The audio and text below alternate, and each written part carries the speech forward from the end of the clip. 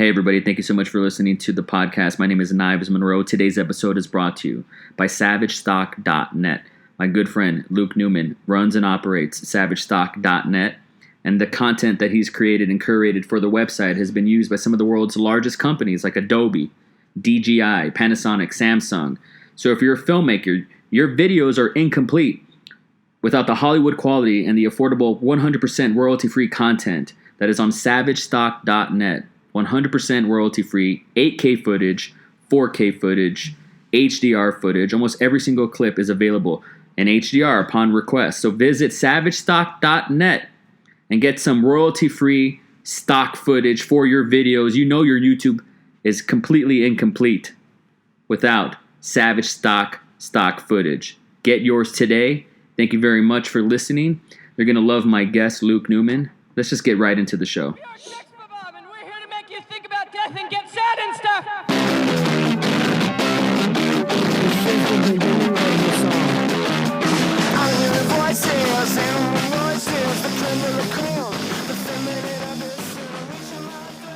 Welcome to the show. This is KNIVESMONROE, and with me today is Luke Neumann. How you doing, man? I'm doing well, thank you, Knives. Dude, thanks for making it on the show. I kind of wanted to start just by saying you and me had been wanting to do this for a few months, but it was just never in the cards for me. My life is complete chaos, man. And are you comfortable with me saying real briefly, like, the exchange that we had? Yeah. You know, I told you just the absolute truth, and I was like, dude, my self-esteem hasn't really been there lately. Yeah. There are some days, I don't know how I get out of the car. You know, there are just a couple of days ago, I was at the store. I couldn't pick shoes. I couldn't buy shoes. I need some. I just was there at the store for 2 hours, and I was like, nah, I can't do this. And I left, and my son, who's 13, was like, I'll help you. We went back, and he picked them out for me. I was like, I couldn't do it. So doing a podcast, I just wanted the environment to be perfect. I wanted it to be perfect. And I'll tell you right now, it's not even perfect now. But you just being so understanding and being like, hey, man, I've been there. You know, that accountability really meant a lot to me. Most people would be like, man, fuck this guy. You know, so I really appreciate you, you know, holding me accountable, and it means a lot, and I'm glad that we're able to do this, man. I don't want to geek out, but in a weird way, and don't take this the wrong way. First, let me ask you, how many birthdays have you had? Have I? At 35. You're 35. Okay, so we're almost the same generation. I'm 31. Yeah. So don't take this the wrong way, but I kind of grew up with your YouTube channel, you know? Yeah. I came into age, like, you know, watching your YouTube stuff since, I think, 2010, to be quite honest. Yeah, you're OG. Yeah, a little bit. I just celebrated my 12 years on YouTube a couple weeks ago, so, you know, shit, it's funny. But I, in preparation for this, studied everything that was out there on you, so I know whatever's open source. And there's a lot of water I don't want to tread. There's a lot of stuff I don't want to get into. But just for the listeners who may not be familiar with you, you have a way bigger following than I do, so I doubt that's the case. But why don't you tell us what your backstory is, where you come from, and what you're all about? Yeah. So I'm from Oregon. I was homeschooled, grew up in the country, like, you know, mid 80s. We didn't have cable. We had, like, you know, just two channels, like ABC, CBS. So, like, movies for me were kind of like, they were like a treat. You know, when I get to see a movie, it would be something I'd really cherish because I didn't get to watch all that much stuff. And growing up homeschooled, like in the middle of nowhere, not really in the middle of nowhere, but, you know, out in the country for sure. You know, my imagination was kind of just like let loose. And so just kind of being in my own head, which is great for a filmmaker, but as you get older, you kind of realize, like, it's not a great character trait. Mm-hmm. And, you know, like how you were saying of just, like, not being in a good headspace. It's like, I do think that is something most creative people should at least have some understanding of. Mm-hmm. Because, you know, like, to be creative, it is kind of like a prerequisite is to be in your own head and to kind of, like, come up with ideas, or just naturally we're kind of in our own heads more than people that aren't creative all the time. So, you know, my parents got a VHS camera And at that point, it was kind of like I just started messing around, started like doing some stop motion stuff, just making videos with my younger sister, Hannah. And it was always kind of one of those things that I never, and maybe it's just because where I grew up, but never considered it to be a career. It was always just kind of one of those things like, oh yeah, I kind of do that for fun, but I would never, like, when there was career day in high school, that was never an option. Mm-hmm. It was always like, oh, I'm just going to do what my dad did, or, and both my parents were creative too. My mom is a writer. My dad has played guitar his entire life. So, it's kind of in the blood, and it was instilled in me from an early age. But it wasn't until like college that I was kind of going just for a basic, engineering computer degree that, coding, I right? just, yeah, I mean, I don't know. I didn't get far enough to like specify. I was just taking like the prerequisites and doing. Be honest. How many semesters did you go to college? You'd have to add up, because like I'd take 2 classes one semester and work, and then I would ditch one, and then so probably all in all I went to maybe total like half a year or a year, mm-hmm. spread out over like 3 years. Wow. That's the old college try, all right. Huh? That's giving it the old college try. Yeah, pretty much. And it was just a community college, so it was like, but I did take one business class that I actually was super engaged in, and I feel like that helped me more than almost anything else I ever learned in school. Was like one basic business class in college. Like I was totally interested in it, and I didn't realize until later how it's kind of like, that's a very good thing to go to school for. What did you get out of it? What's one thing that you can say that you took from it that was applicable?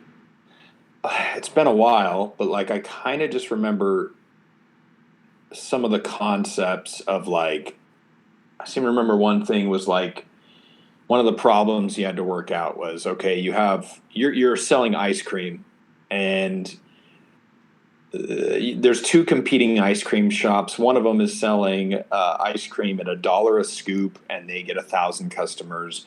The other one's selling them at $10, and they're getting 100. So like each are profiting the same amount, but is there a fine line in there where you can charge a little bit more than the $1, but still keep the 1,000 cut? You know what I mean? So it's like that kind of applies to everything, and to me. Again, I guess it's just sort of ignited like oh, I can make money any way I want, really. Like I don't need to go to school and work for a company. I don't need to have a job. I can kind of be creative in how I make a living. And maybe that's what it actually, maybe that's what it ignited, is that idea, because I had never considered starting a business or doing your own thing as a way to make money. That's something, man. That's not nothing for sure. I mean, I had to reverse engineer a lot of things business-wise. I'm still not the cutthroat, ruthless business person that I want to be. It's really hard for me to ask to get paid, and like, when you put out an invoice and you send that reminder like, hey, this is due, it still feels a little cringy for me. I don't know why. Yeah. But it's good that you got that out of it, man. And, it's interesting. I kind of just want to stop you. I know you're going with your origin, but it kind of surprised me in a way. I don't know why, that you're leading, what you're all about, your origin, your backstory, with your filmmaking creative identity. Like, would you say that's a huge part of you? I don't want to assume so, but that's really all I know about you. Like, you kind of led with that. Sorry. Can you repeat just like, What did you say was the first thing that you noticed? Yeah, the first thing I noticed with what you were telling me, you were homeschooled and movies were a bit of a treat. But he started talking about the creative mind. Yeah. So I guess you must have been creative at a very young age. Like you're leading with that. Most people that I talk to, this isn't a strictly creative podcast. It is, and That's the baggage that I bring to the table when I talk to musicians and filmmakers and different kinds of people. Yeah. But would you say that's like how you identify as a filmmaker or as a creative? Like first, would you say? Maybe not today. Maybe now it's more like a father or a husband. But right. But like, yeah, I mean, definitely as far as what I like about film, because film is a weird creative outlet, I've always thought, because it requires so much technical stuff. Mm-hmm. And, you know, like as far as how to operate a camera and all this stuff, like a painter doesn't really need to deal with all of that stuff. They can kind of just reside and just kind of bask in the creative, like they can just sit in the creative part of your mind and just operate. Mm-hmm. Whereas film, I've always felt like I need to constantly juggle between technical and creative. You've always felt that way. Yeah, and just because it's like I've wanted, like I love the creative side is like what I love the most, but the technical side, when I first started doing it, I spent no time learning the technical side, and so it was always like, why can't I get my stuff to look like acceptable? That was my only goal with kind of like going down the technical side of filmmaking, was like I just want it to be passable. I don't want it to be something that holds the creative part of it back. Mm-hmm. And so it was a pretty long process just to learn the technical side of film and learn it well enough that it was second nature and I didn't need to think about it that much. And like, you could be out filming and I might spend 5 minutes of an 8-hour shoot day on the technical side, just because it's second nature. Like I know the camera, I know what I'm doing well enough that I'm not spending any mental energy on it. And so like I think that the creative part of my brain was definitely assisted by being homeschooled and kind of just like out in the woods, out in nature in Oregon. Would you say that you're an introvert or an extrovert? Oh, definitely introvert. But I mean, being homeschooled too is like, social skills. Like I had to work on them definitely as I got to school. Well, and I think that's kind of why I didn't do well in school. Like I did okay, but when I finally got to school, I went in like fourth grade. So it was homeschool up to fourth grade, went for fourth grade, didn't like it, mm-hmm. and then was homeschooled fifth, sixth, and seventh, and then went back at eighth through, senior year. Wow. And at eighth grade, I just found that like my number one goal was to like fit in. And, Of course. I have a son who's going into eighth grade. I mean, I know all about that life. Yeah, and all I cared about was like the social thing, because I was like, it's such a huge weakness for me that like I didn't care about school. I just cared about like making friends, making people laugh. Like I was kind of a class clown type. And so I definitely came in introverted, but had to exercise like the extrovert muscle. And I spent most of my high school years just doing that, like really not being an introvert. And then it was weird, like, going into mid-20s, definitely extrovert the whole time. And then going to film and being self-employed, all of a sudden it's a little more introvert. So it's kind of just a battle all the time. Introvert, extrovert, introvert, extrovert. Do you still struggle with that? Is it a battle now? I kind of just compare it to like working out.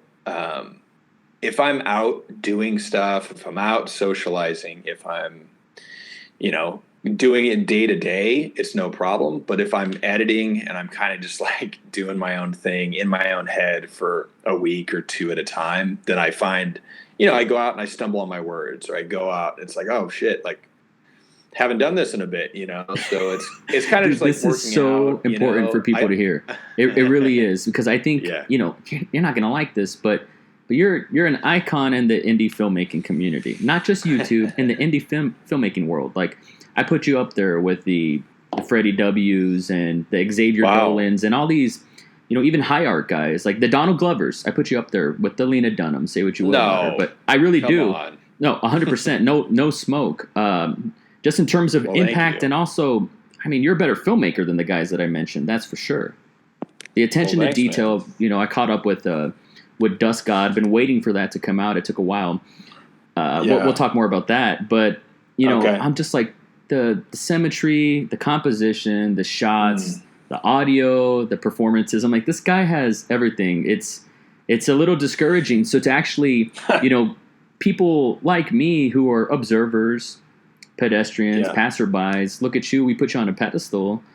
And it's good to actually hear you be like, yeah, after weeks of editing, I'm like, how do I get back into the swing of things? I mean, that's me too. Anytime I go out, I force myself to go out. And I'm like, oh, this is fun. I never regret going out. Yeah. I never regret going to an open mic or some sort of adventure. But it's... Do you do that? I try. I try really, really hard. Yeah. People think, because of the exterior, we live like such a curated life and perception is reality. People think, oh, wow, Right. he must be... They hear this podcast and they think it must be easy for him to have conversations. But No. when I'm out of my element, like I can't really talk about much other than pop culture, film. Like that's about it. You talk about politics and stuff and I'm out. Yeah. So to actually hear you say that is huge. I don't think anybody would believe it. And truth be told, what you told me on Instagram, so everybody knows, it all goes down in the DM. That's a fact. When you were like, hey, man, I feel like that sometimes. I feel you. I was like, you? Mm-hmm. There's no way. I was like, he's just being nice. Such a nice dude. But to actually hear this, I didn't know you were homeschooled. As much dirt that I tried to dig, I didn't know that. So I appreciate you saying that. I must have missed that along the way. But, I mean, you took that homeschool life and you brought it into your DIY mentality. I mean, you've just been self-teaching since the get. For sure. And I think, homeschooling to me, it's like, it's a double-edged sword. I probably won't homeschool my kids, but just because, I'm not knocking it. I'm saying like there's a balance and I can see it being really hard to know what your kid needs when they need it. And my parents somehow walked that line really well, but you can go too far into the introvert side of things. And that's like, I mean, I'm not going to knock homeschool kids, but you know what I'm talking about, right? Kind of, sort of. I never really met anybody. You're like the first person I ever met who was actually homeschooled. Yeah. It's not really common where I come from. I can kind of walk around and just like see a kid and go like, they're homeschooled. Somebody told me recently that they can walk around and know a kid who was raised by his grandparents. I was like, whoa, I don't have that skill. I don't know if I could spot that, but that's so particular. The homeschool thing to me is like, it's just the social side. It's like they just haven't had the social, workout that is high school or that is school. But they have this really unique gift of maybe being super creative in certain ways. So I'm not knocking homeschool at all. And I think I had the perfect amount of it for me, just because it cultivated like creativity, kind of being in my own head. And then I got out of it right when I needed like a bunch of social stuff, right when I hit 13 or whatever. Interesting. So yeah. Self-taught, man. I kind of had you figured out when it comes to that, but I had no idea you were homeschooled. That's actually really insightful. Wow. Did you ever have a moment where you're like, oh, I'm a filmmaker. That's why I am the way that I am. An aha moment? I mean, I made films and video for fun pretty much from the get 10, 11 up through like I thought I'd stop in high school. I thought like, nah, I'm not gonna be doing that in high school. And then Pete and I, happy birthday, Pete. What was that? I said happy birthday, Pete. You keep cutting out. Sorry. I'm sorry, man. It's his birthday today, isn't it? Yes, it is. Happy birthday, Pete. Yeah. But we would still get together and make movies, and up until I was like 20. Kind of half pursuing making films for fun. I think one day my dad was just like kind of just tired of paying for college that I wasn't going to, because I mean he was fronting the bill for the classes, and I was like, I'm kind of tired of failing at this, and I know you are. And he was kind of like, well, what if you did something you actually wanted to do? And and just kind of getting to that mind frame of like, well, I mean, I guess if it came down to what I wanted to do versus what I thought was the right thing to do, you know what I mean? Like, what's the smart career choice? But, it's kind of just a talk with my dad going like, well, what do you want to do? Do you want to do films? And I was like, well, hell yeah. And he was like, well, do it. And so it was just kind of one of those moments of like, I didn't realize, okay, like, I guess I can pursue that. I never even thought about it. Didn't know how to go about pursuing it. Because my thought, and this was a different time, but my thought was like, well, that means I have to move to LA. Yeah. Like that was just the first thought that came into my head. Like, I guess I'm moving to LA. How old were you and what year was this? Probably like 20. So, 2004. And so, the DSLR stuff was just kind of starting, but it was way out of my price range. So I actually met my wife, Marika. I was still working kind of like a job, just packing up materials and putting them into a tote, sending them to shipping. So just kind of your average like warehouse job. Met her there, and we just kind of, instantly hit it off. Got engaged while we were still working there, and then we each got fired and got unemployment. And I actually got fired. Like I injured my back playing basketball, and I couldn't do my job because my job required me being on my feet walking around all day, and I had a herniated disc. So like I mean, it's a pretty painful injury, especially like right when it first happens. Of course. And I could barely walk, and they fired me they didn't want to give me unemployment, and so I kind of like fought it.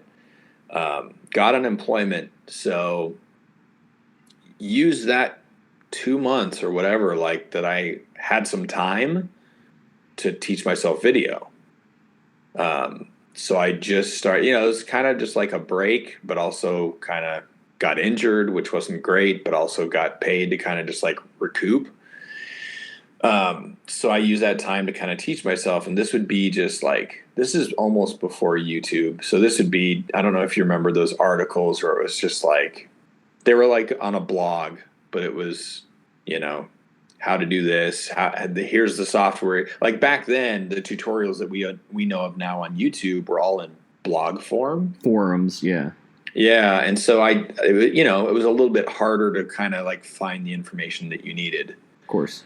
Just from like I'm starting from this point, I need to know how to turn on the camera.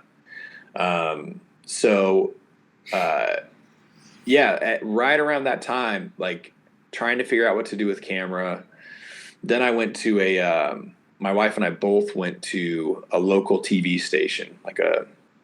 They had some classes, and if you took the classes, then you could use their camera gear.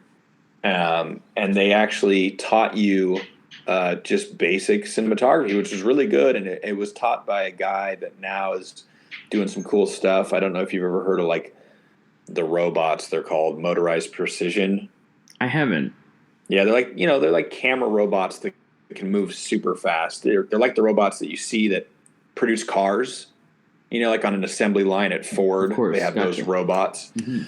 But the guy that started that company actually way back when was teaching me how to use a camera at a local TV station. But learned how to do that, and then got to use their gear for free. And so we kind of made that work, and we'd borrow the gear to like start shooting weddings. So that was our start. Is Marika would do photography at weddings, and I would do the video using free gear that we got to rent out from a local TV station. And then right around then is like the T2i came out, and that was just within our budget range. So we got that, and we're still like the plan at that point was like just make a living. Like, we just have to make enough to live off of. And so I think at one point I just decided to like upload a tutorial to YouTube. And it got a bunch of views and likes and comments and stuff. And I was like, like, okay, people liked learning that thing, and I only put it up because I thought it was something that I had to scour the forums for and teach myself. And I was like, well, that's bullshit. Like I might as well just condense all of this and put it into a video and make it easier for people to find. So the YouTube thing kind of started from that, and is definitely a product of luck and getting in early, I would say. Yeah. But directly from the start, it was kind of like, oh, there's something here with YouTube. I have no clue what it is. And I don't even think there was monetization at that point. Like you couldn't even make money. So it was just kind of like, oh, it's definitely not helping pay the bills at all. But I guess I'll do it just because it's kind of helping other people figure this stuff out. And yeah, that's kind of where it started. Yeah, man. It's funny. The T2Y, it's what started everything. Same thing for me. I saw a YouTube video for someone that I want to interview on this podcast too. He's a photographer, videographer named Cody Weber.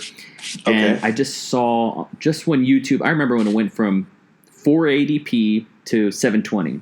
Yeah. And I saw this video that was filmed on a 7D. And I was like, what? Yeah. And the T2I came out, and everybody was calling it the 7D Junior. Yeah. And so I had to get it. I was working at McDonald's in 2010. I was 22, 21, something like that. Okay. Yeah. And I saved up like 5 paychecks, and I bought the T2I. I just didn't cash my checks, and I finally just bought a kit off of eBay, whatever. I got it in, and I was like, why doesn't my footage look like that? I didn't know anything about focal length, shutter speed, aperture, depth of field. I didn't know anything. I was just like, why doesn't it look like that? So that was a very rude awakening. But the T2I was the democratization of high definition, quote unquote, cinematic video for YouTubers, for sure. I don't care what anybody says. It totally was. It was the gateway drug. And I often see now in forums or, various, gear porn or photography, fetishism videos, and just all that, how it is. Yeah. I often see people be like, what kind of camera should I buy? And the truth is, man, nothing is going to make them feel as good as that T2I made me feel in 2010. Nothing. I tell them, get a T2I. You can get one for $140. Yeah. Master that, and then graduate to a GH5. Like, if you really care about this. And the truth is, the modern iPhone is better than the T2I probably nowadays. For sure. But man, that did change the game, and I'm very romantic about the Canon T2i. I still have it, and I love it to death. Absolutely. Yeah. I mean, I definitely I haven't romanticized about it for a while, but it'll hold a special place in my heart for sure. If as much as a camera can, but it just because people might say, "Oh, the Canon 5D is what started it," but it was like that was way out. That was like $2,500. So for sure. Now we're gonna start losing. We're gonna start losing your average listener who is just like, this sounds like white noise to them. Yeah. But just so they know, look, we're filmmakers. The truth is, the camera does matter, but a camera is just a tool. It's just a hammer. Yeah. And so everything looks like a nail with whatever camera you get. I know that. I think you know that too. And I remember a video that you made. Once again, this was like 2010, 11. It just stuck with me. Yeah. I probably only saw it once, but it stuck with me forever. You had said, and maybe you don't stand by it now, but it just really stood out from all the other content that was out there. You said, use a kit lens. Like, the lens doesn't really matter. Yeah. And I needed to hear that. And I was like, well, look at this guy's product. It's amazing. So much love and detail went into your work. You really maximized YouTube at that time, and I could see that you were cutting your teeth. I got a fanboy a little bit. I think it's is it called the Brothers McCormick? The McCormick Brothers. That is one of my all-time just favorite YouTube, just non-context. I show it to people. It is so funny. I don't know if it's supposed to be, but it's so funny. I love that video. I love the music. It looks like ADR to me. But it was it was amazing. I remember the Black Magic Lantern, all that stuff. I was so into it at the time. Yeah. I was trying to find a video because Pete posted on Facebook today, hey, send me something that reminds you of me. And I was trying to find the life of Pete Dryden that Xbox like Madden video. I could not find it. Apparently, it doesn't exist. Let me see if I can find it for you. That is my favorite. That's probably my favorite. It was like DOD 3632 or something. Yep. Was that the right number? 3032. I was close. It was that. It was like on that, and that was a good era, man. Like you guys were so inspiring. I just wanted to be just like you. Truth is, I thought the T2I would fill my void. I just wanted friends. Oh, I didn't find my Marika Claire. I didn't find her till 2012. You know. Yeah. But if I probably didn't need to spend all that money. I was just trying to fill a void. I don't know if you can relate to that, but. No, I mean, a lot of people always said, like, oh, you know, like, I could do that if I had Marika and Pete. And I was like, yeah, but like that, like, you know what I mean? Like, hey, but the truth is, where would you be without them? Exactly. I mean, my thing was like, okay, that's basically saying to me, like, if I could have Marika and Pete, I could do that. It's like, yeah, but like Marika and Pete took a long time it's like a friendship. It's a like, of course, you can't just go out and grab a Pete and a Marika. Yeah, they're not growing on trees. You know what I mean? It's like, what do you expect me to say there? Like, oh, well, I guess go out and find a Pete. I guess they're a dime a dozen. Like, what? You know what I mean? Like, what? That's a fact. That's a fact. No, that's an appropriate response for sure. Yeah, send me that video. Just put it on here, and I'll get it, and I'll put it in the show notes because people need to watch it. It was so funny, but there was something kind of like just cinematic about it too. I was like, damn, even just for punchlines, these guys are going all out. And that one was just spur of the moment. I think one night Pete and I were just playing video games. We're like, let's because we were actually probably playing video games, just yelling at each other, and we're like, let's just film this because this is kind of funny. Yeah. And so I just remember it was like some line that Pete was like 500 yards rushing. Well, for the whole season, but whatever it was, man, it was so funny. But I love what you guys were doing. Since we kind of got here organically. Yeah. You know, I listened to a lot of your stuff that's out there, some podcasts and interviews, and it goes so in depth about camera stuff, and I can talk about that, but the truth is, like, you got to be exhausted about that stuff by now. Yeah. So if we get into that, that's whatever. I don't really have any questions, and the truth is, like, I get those questions too. What camera should I buy, or how did you get that shot? And the truth is, I always lie to people when I say it was my iPhone, and they believe it. So it's all relative. It's all relative. But since we're on that note, I wanted to ask you about the current state of YouTube, filmmaking, photography world. You've seen the trends come and go. There was a boom in 2009, 10, 11. It was hot. It was white hot, and you were there for it. And you guys are still culturally relevant. Now, this isn't a knock to Ryan Connolly. I thanked both Luke Neumann and Ryan Connolly in my special thanks on my first feature film. And you guys are in my special credits. So I got a lot of respect for Ryan Connolly. But for Film Riot, no disrespect to those guys, and I'm just calling a spade, those guys have done a lot for the DIY world, but their films and their short films and their features and all that haven't really contributed much to the culture, from my perspective. Just one man's 2 cents. Right. The fact that, I don't know if you guys refer to yourselves to the Three Tremors, that's just how I remember you. Yeah. But you, Pete, Marika, what you guys are doing with Savage Stock, with Neumann Films, everything, like, how do you guys remain relevant? How do you know what to make content about? Why do you care after all these years? Yeah. Truth is, I kind of don't. Well, I don't care. I don't care about, like, the grind anymore. Like, define the grind. Like, expanding YouTube, like growing on YouTube. I just when did you? And what did you do about it? When did I stop caring? When did you care? What were you producing? Why were you producing it? And how long did that last? Well, like probably 4 years ago or something, I signed with one of those. They're like agencies. They're talent agencies, but for YouTube channels. You got burned. It sounds like. Yeah, and they kind of, they gave suggestions, and they said, well, this is the kind of stuff people like. Like, if you do stuff based on video games, that always does really well. And you drank the Kool-Aid.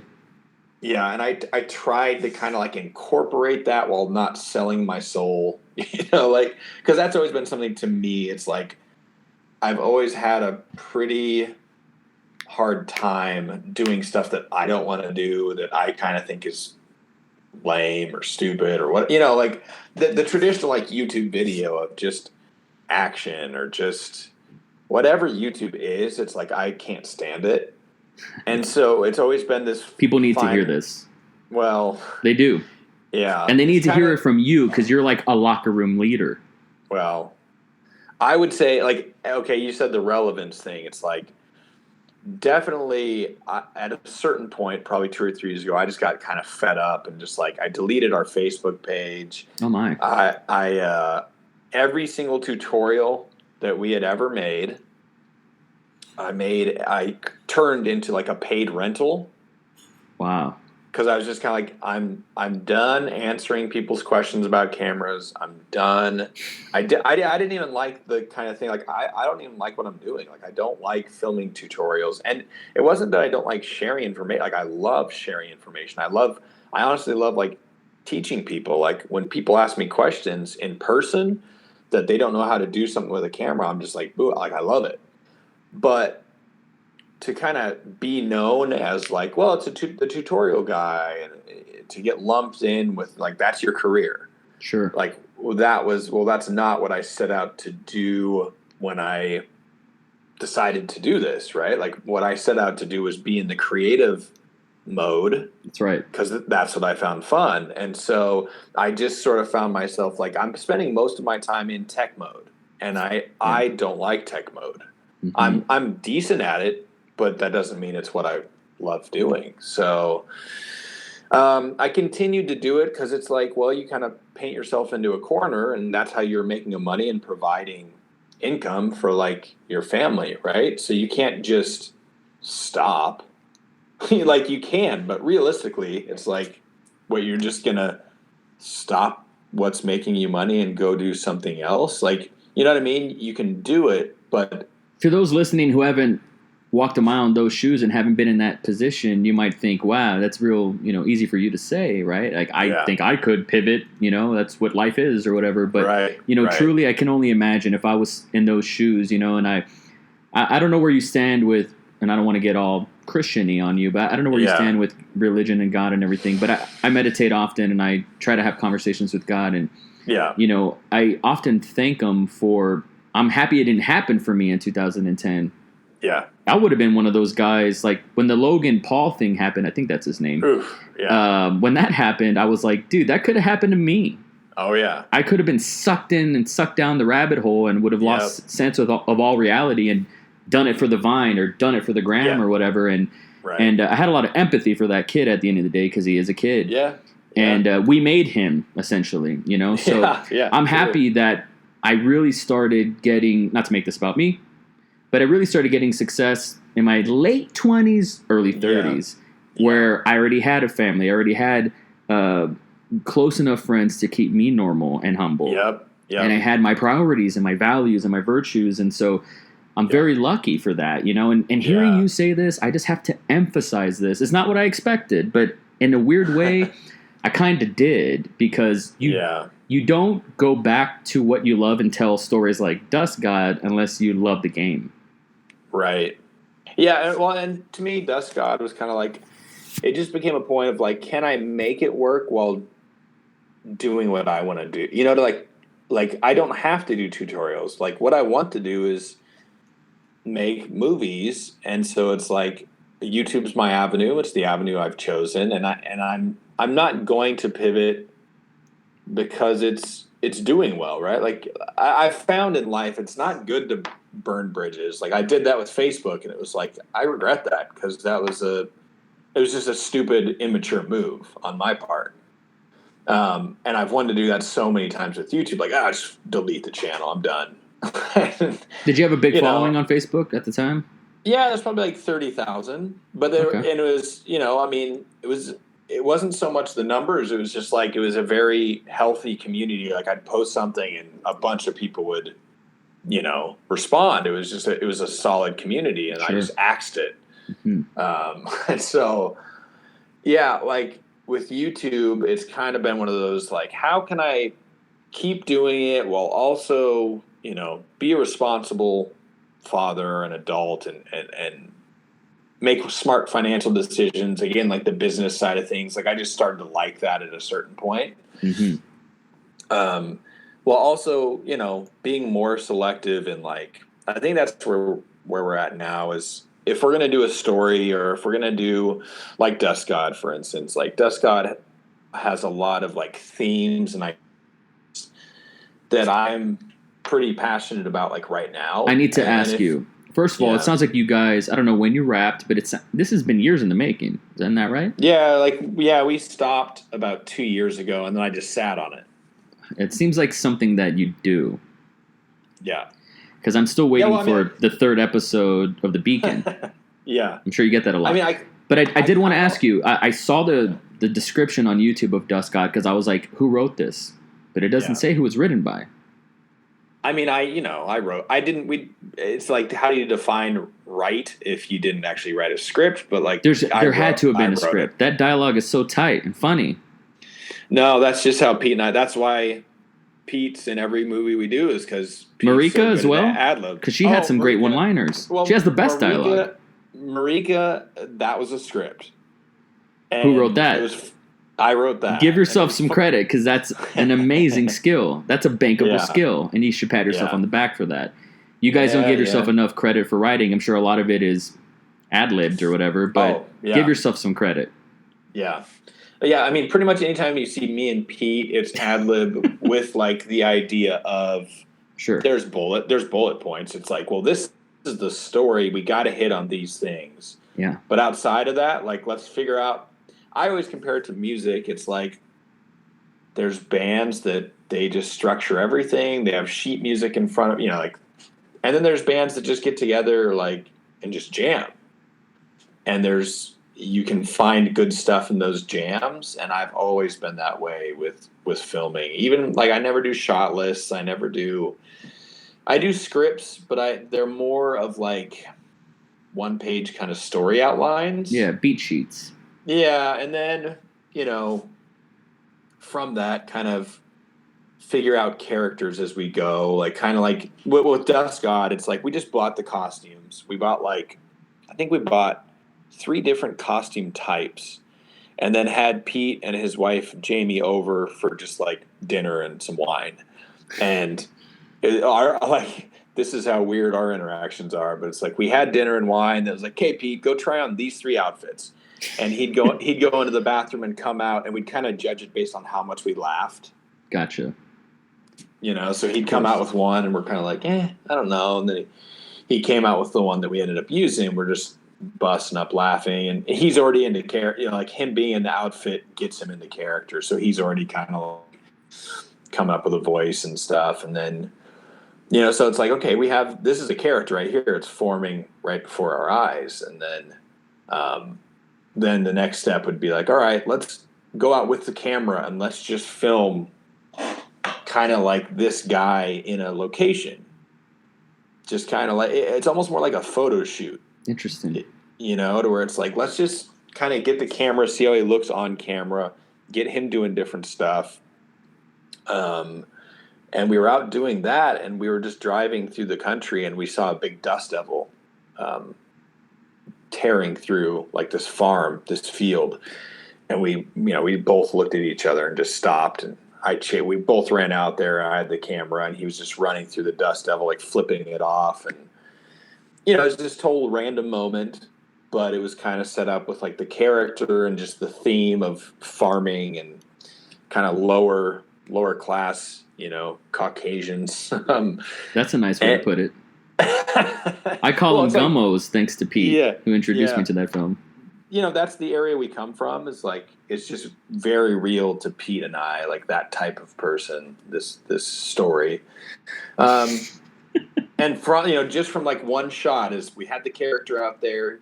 He's running through a dust devil, and I just kind of watched that on repeat once I got home, and I was kind of like, okay, this, and then the story started to form. But it was almost from an ad-lib character and like test day place the story formed. That's actually, wow, you just walked me through like one of your short films in your process. I would have never guessed. It looks so meticulous and composed and structured and just tight. Thanks, man. Yeah, man. I mean, I'm actually, this is liberating for me because I work in a similar way. Like, I don't shot list. It's really rare. I want to find it there. I film performances in one take, and I just want to move on. Like, I just want the actor to be prepared and do their thing and just nail it in one. Like, you only have, in real life, you only have one shot at everything, you know? So, to hear this side of you, I'm kind of surprised. Sorry, that's my phone. Let me turn that fucker off. I had it on airplane mode, but whatever. Something came through. Yeah, no, it's all good. I think it's because of the Mac. You know what I mean? Oh yeah, it's all good. I'm gonna leave it on airplane mode. I'm gonna leave it in there. Okay. So that's revelatory to me to actually hear you, and thanks for walking me through that process. I never would have guessed.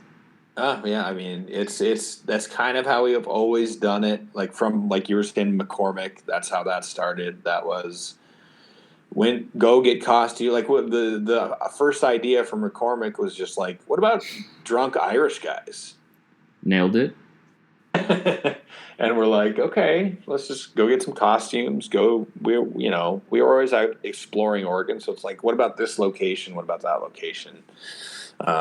And then, Pete and I, we have 10, 15 years worth of ad lib experience. Like, that's just how we used to do it. Mm-hmm. Different characters, just ad libbing everything. So it's, a lot of people are very uncomfortable in that scenario. That's true. So, you can't really bring that to like any other shoot, or at the very least, like, you gotta let people know, like, this is how we're doing it. And it's just also how people work. Like Marika, she does so much better when she has a script. Like when she has a script, she goes through it, she learns it, and then she starts to go like, well, what hand gestures can I do? Like, how can I say this line to make it different? And it's, that's how most actors kind of work. So, yeah, that's awesome. I mean, do you like directing actors outside of the Three Tremors? I do. I find that it's fun kind of getting to know what makes the person tick and what makes them, like, comfortable in front of the camera, because that's ultimately what I always strive for, is like, I want you to be comfortable so that you're delivering realism. You know what I mean? And sometimes I find that it's actually easier to work with people that don't have a lot of experience. I agree with that. Like, they're more malleable. They're less self-conscious. Right. And the people that have a lot of experience acting, they're like, oh, well, I'm going to play this scene like this because this scene reminds me of this, and this is how I played it that one time. And, they kind of come with all these built-in ideas, which is fine. But, as somebody has such a weird process, it's kind of hard to work with people that have a preconceived notion of what it's going to be when I don't even know what it's going to be. At the end of the day, like, we're out there filming, and it's just, who knows what's going to come out of it. Are you consuming any content? Very little. And I never really, like I was saying, What about content? Music, yeah. What do you listen to? Like, what has to be, what's like in your, I don't know, Spotify playlist, or what's like the top 10 revolving acts that you just have to listen to? I mean, I'm into kind of like more chill house electronic stuff now, because early on I used to be into heavy metal, and then, like, who were your guys? Tool, of course, one of my favorite bands. Mudvayne back in the day, Soulfly. Yeah, that's your gen.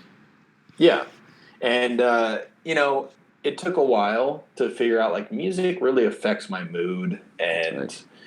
I can listen to metal now, like when I'm working out or when I just want to get riled up. Yeah. But for the most part, like, I like the mood that the more electronic, chill stuff puts me into. So I'm consuming that with a purpose of, like, this is the mindset I want to be in right now. And so people like Toro y Moi, there's I'm trying to think of some other artists. It's weird because we always just put on one artist and then go through the shuffle and just like all the songs. I don't know a lot of the artists, but that's like on Pandora. Yeah. So that's kind of like, that's the genre I'm in right now. I used to, I was into cinematic stuff for a while, like orchestral musical scores, but that didn't last too long. I find that they're not that fun to listen to. Sure. Yeah, you can't really work out to like James Horner. No, but I mean, there's a time and a place for it. Like if I'm driving around looking at stuff, it works, and it sets a mood. But I'm kind of all over the place now. Like, what about podcasts or YouTube? Like, what do you have on the background when you eat at home? We are watching right now. I mean, we watch maybe one episode a night or every other night of like something. So right now we're watching Stiesel, which is it's a show on Netflix about rabbis in Jerusalem.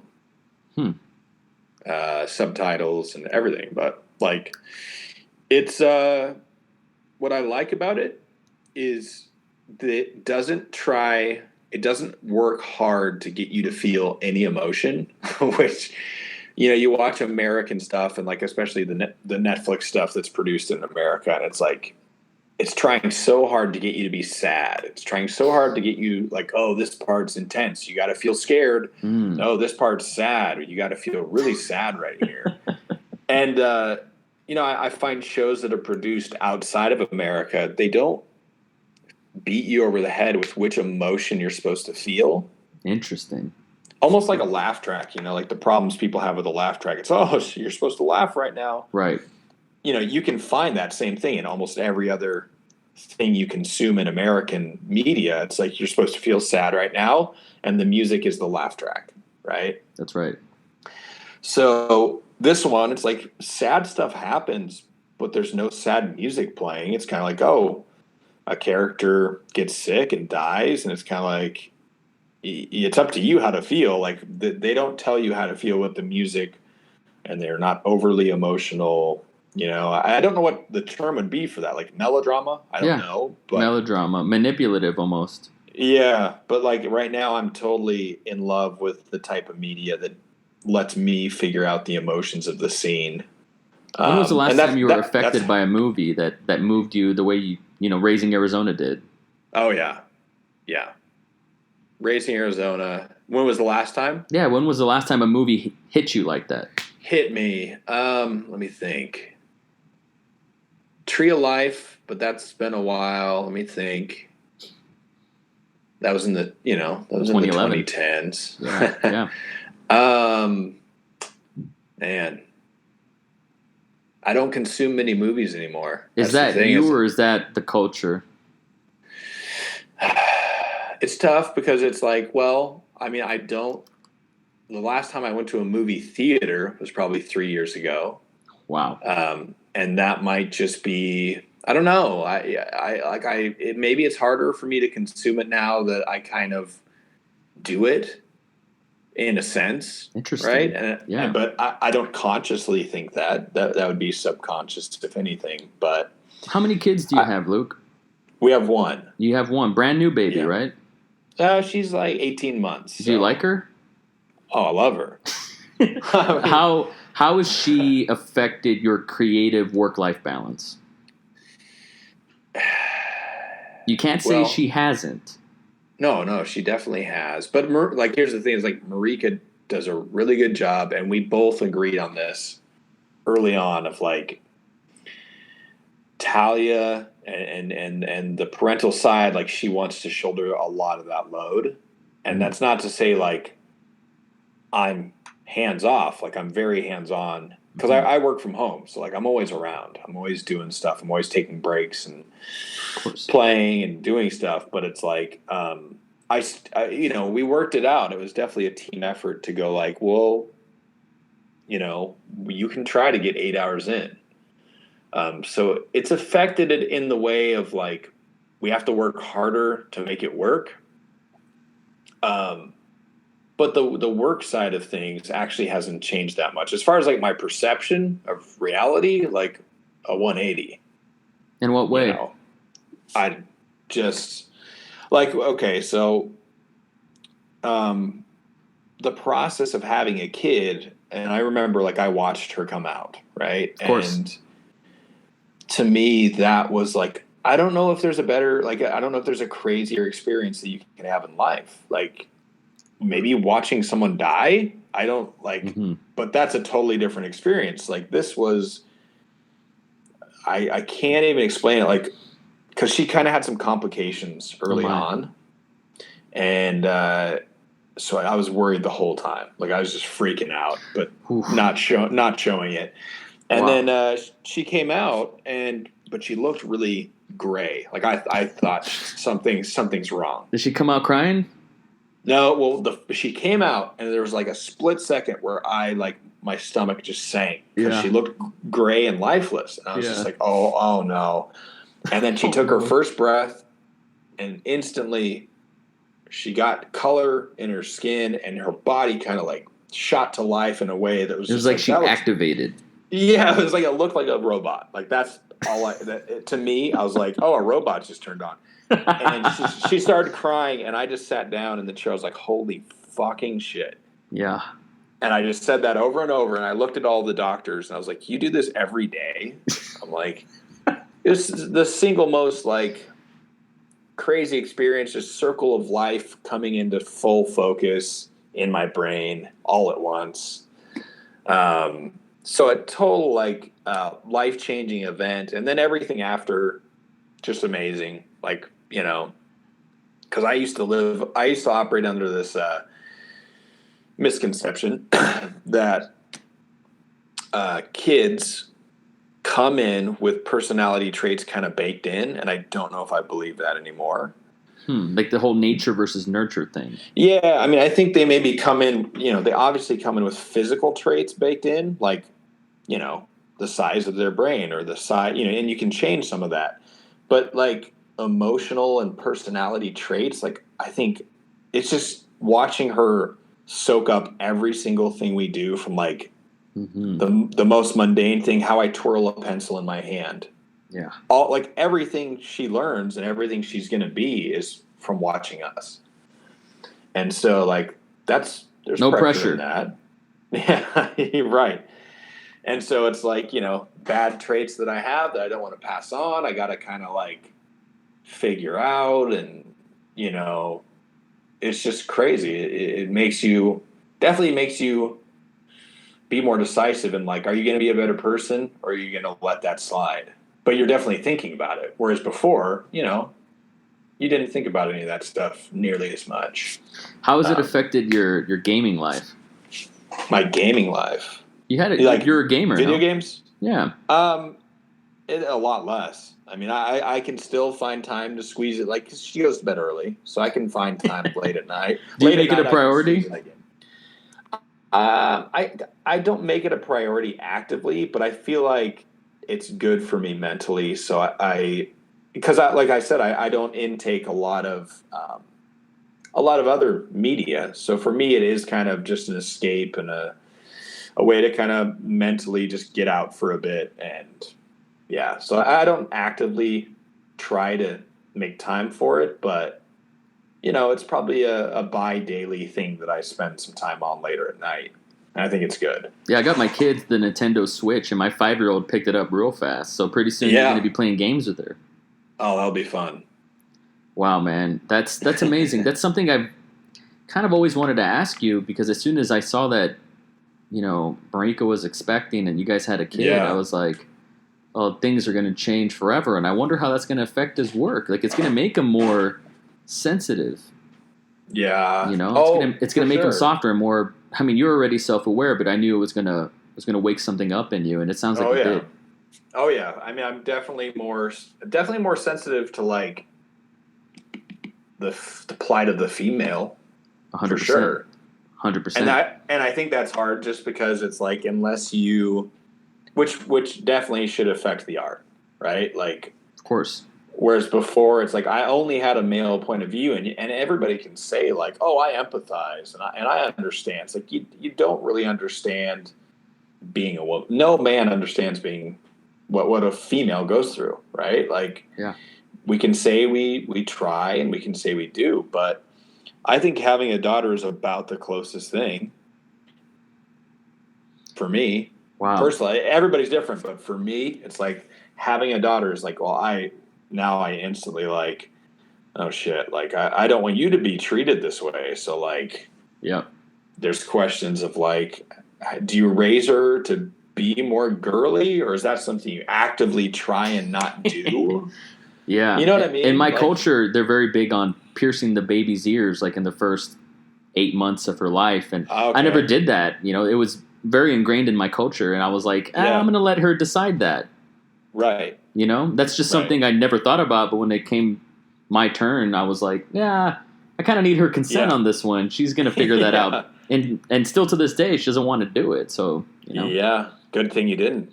I'm happy I didn't, yeah. And I just never really was that conscientious about somebody else's body, per se. I know. It's really interesting. Do you see yourself having another one? Yeah, for sure. For sure? For sure. I Shocking. mean, just because it's like we've talked to enough people that were only children. Yeah. And, you know, we considered stopping because we're just like, I don't want to spend time with another kid. Like, we like her too much. Of course. But, you know, talking to only children, they're like, no, do it. Because as a kid, you don't want to spend all your time with two grown-ups. Like, it's not fun. Yeah. So. Yeah. That's a good I mean, point. we'll try. I mean, I'm not, you know, who knows what can happen. But we definitely want to have another one. Well, good luck. I believe in you. Yeah, thank you. That's cool, man. I'm so proud of you, Luke. Thank you. How many do you have, by the way? I have a 13-year-old stepson who's going to be 14 in November, and living with basically a 14-year-old sucks. It's terrible. I mean, you remember being 14. Like, he's not, you know, going through, you know, I was listening to, like, Marilyn Manson, Tool, stuff like that, you know. Like, I went through that kind of phase, and I don't see anything, like, he's like a Fortniter, you know, and all that. But I love him to death. He's great. He keeps me humble for sure. But, you know, he doesn't want to be around adults all day either. No. And I got a 5-year-old girl who, I mean, she's my hero. Like, I've just, you know, you learn real quick that they get their self-esteem from you. And little girls get it from their daddy, you know, at the end of the day. Yeah. And being responsible for that is my greatest responsibility. And it's my first title for sure, is being a father. It's my number one title. Everything else comes second, as you know. But for sure. I'm so grateful for them. And, man, you and Marika have spent at least 10 years together? Yeah, we just celebrated our 10-year anniversary. Mazel tov. What's the secret? I got 6 years. Man, I would say learning to look in the mirror, right? Like, learning to, like, because it's like when you first start and you're married, generally it's like, no, this is about you. This is about you. This is about you.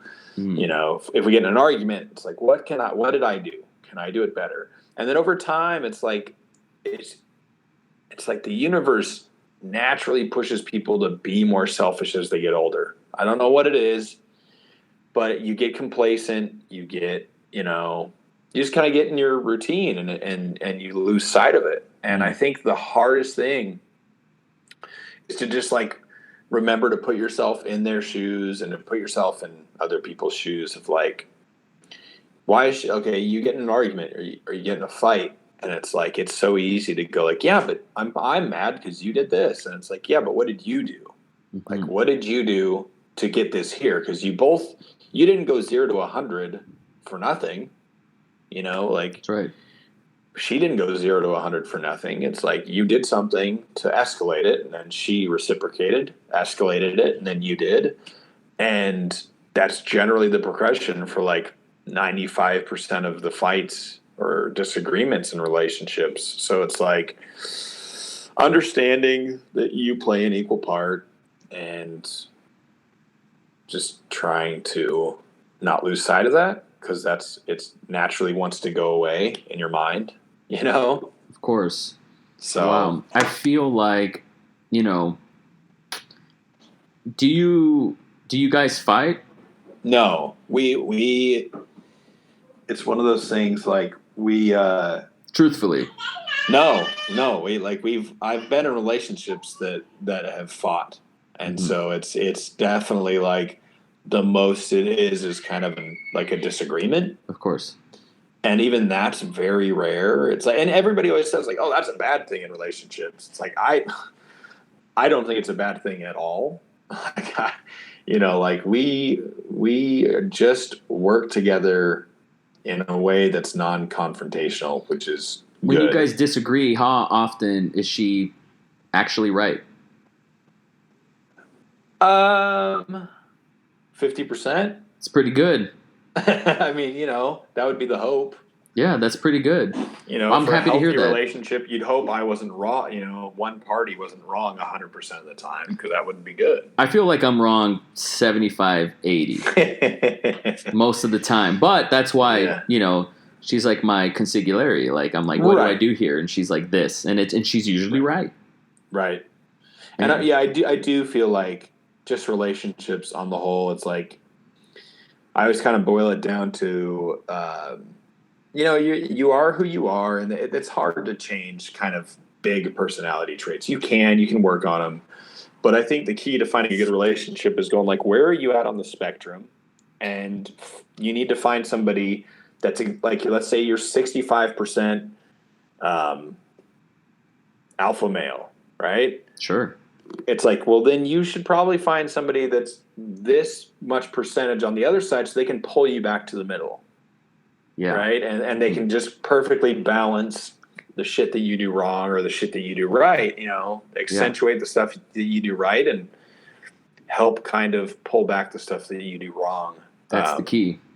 Yeah. You guys are so compatible, or so it appears. And I mean, she's a creative person as well. Yeah. Yeah. So for sure. People that tend to think like each other tend to like each other. For sure. And I've often thought like, man, if I had mistakenly married somebody that was like, oh, career woman, right? Like I would have never been able to keep doing it. Mm. No way, because it's like if she's bringing in like a consistent income and I'm just farting around on YouTube, it's like that realistically would end in divorce or me having to stop after about a year. Wow. That's realistically. True. That's realistic. Yeah. So I heard who I believe was your little girl in the background. So I don't want to keep too much of your time, and I appreciate it. But I just want to kind of come full circle and end on because I feel like I didn't let you finish, what the current state of YouTube is. And like I said, it was hot in the heyday, the DSLR boom, and the digital boom. And I kind of feel like it made a comeback in the past 2-3 years. And it's hot again, and everybody's a photographer, everybody's a videographer, and everybody wants to do that, and tutorials are back in vogue and all that shit. Yep. So where do you stand in the eye of the hurricane? Do you care? And no. So tell me more about that. So to me right now, the current trend is super annoying. And how would you define it in your words? Huh? How would you define the current trend in your own words? I think it's very. I want to know if we have the same internet. Whoa! So what is the current trend I'm talking about? Shit, yeah. I would say just the trend of like travel videos and morph cuts and oh my god, like the tutorials or the vlogs where people just unrealistically use their hands because that's what they've been told. Like, if you're going to be a YouTube personality, you got to be moving your hands 24/7. And so they're, once I noticed that, it's like I cannot get it out of my head. Interesting. Great. Now I'm going to think about it. I've never thought about it until now. But their hands are just always going like, "Oh, guys, what's up?" And they're just doing shit with their hands that's not natural. It's almost like they're having to tell themselves, "Keep those hands moving, or else you're not going to be a real YouTuber." Interesting. But I think like what I don't like about it is it's almost like an assembly line. It's like everybody that's popping up and the content that's coming out is like following a blueprint of like, it's got to be this length. It's got to be this thumbnail. You've got to use your hands when you talk. you got to get music from Music Bed, bro. And it's like, it's all the same songs and all the same content, talking into the camera with a wide angle lens. And like, you can just see it. It's like they all went to the same film school. And there's no originality. And there's no, almost like, I mean, it's hard. Like I actually tried doing a consistent upload schedule and doing a little bit of that. It's hard. Like it does take creativity. I'm not going to say it doesn't take creativity, because it's actually really hard work, and it's like I just kind of can see through it for what it is, and it's just a play to make money, which is fine. I have no problems with anybody making a living doing YouTube, but like from where I stand, it's like I've always been kind of hesitant to follow the trend just to get views. Like I want to get views. I want to get, I'd like to join the channel and get paid. But surely by now you know the hacks to get 1 million views if you wanted to. Right. Surely. And so to me it's like I'd almost rather make a defiant statement about like, no, keep making shit that you stand behind, maybe that isn't following any blueprint. And so going back to like the style of just winging it and being like a garage band that just kind of jams, like I feel like if you're not using the YouTube channel for that, then what are you doing on YouTube? Like YouTube is where you can do whatever you want. So it should be kind of not following a blueprint. And so, to me, it's just kind of like, I'm going to stick to my guns and just do fun stuff, do short films and the prerequisite now, like I said, is it needs to have some kind of message that I really stand behind. And otherwise I won't even like think about doing it. So like Dust God, like I said, it's got a message that I really care about. But it's not what people want to see. It's not the normal thing on YouTube. And so it doesn't get a lot of views. And I'm at the point now where like, I don't care. To me, it's more about just sticking to your guns and being not following the blueprint or the trend. Wow. I gotta tell you, Luke, that's why I've loved you peripherally, and that's why I had a feeling that we were gonna get along. I don't know if it's because you got that punk rock gene in you that's just like, I'm gonna do my thing. I'm gonna play my music my way. Right. I see a lot of young kids, that look at the Casey Neistats and look at people like that, and they're like, I want to be that too. And I understand that, there's a lot of people who want to be like me, who want to be like Luke Neumann as well, and who followed in those footsteps. And if they're truly in it to win it, if they're long gamers, I mean, they'll still be here in 2030. They'll still be doing it. I've seen a lot of people come and go, and I'm sure you have too. Yeah. But your relevance in 2019, No Film School just put out that thing, right? Yeah. Top 10, most relevant filmmakers of right now. I was blown away, by the way. And you know what? You deserve to be higher on the list. No. 100%. And it's just one man's 2 cents. But, you guys are still whacking away at it. I love what you guys do. I subscribe and I hit the bell, and I'm always there to watch every single thing that you guys do. I've bought the presets. I'm completely bought in. I love you guys, man. Every single one of you. You guys make it look so effortless. Damn, man. Is there any note, like, I hope you got something out of this. Is there anything that you want to leave on? Any advice? There's those typical, what would you tell Luke when 10-year-old Luke? But, if you had a thesis to leave people that's some sort of practical application, what would you want to leave people with? I mean, I would just say, like, again, I don't know your audience. I don't know if your audience is more like traditional filmmakers, people that are, you know what I mean? Like, because for them, I don't have any advice. My advice is, I guess, more for like YouTube people that are wanting to do stuff on YouTube, because that's where the space I've been in for the past few years, and that's kind of what I know. But my thing would be like, I do what I do and just kind of like go against the trends, because I do expect a shift, right? Like we saw a shift back when, the DSLR thing, and then it kind of went away, and then it came back as this. Like I do definitely think the current trend is about done.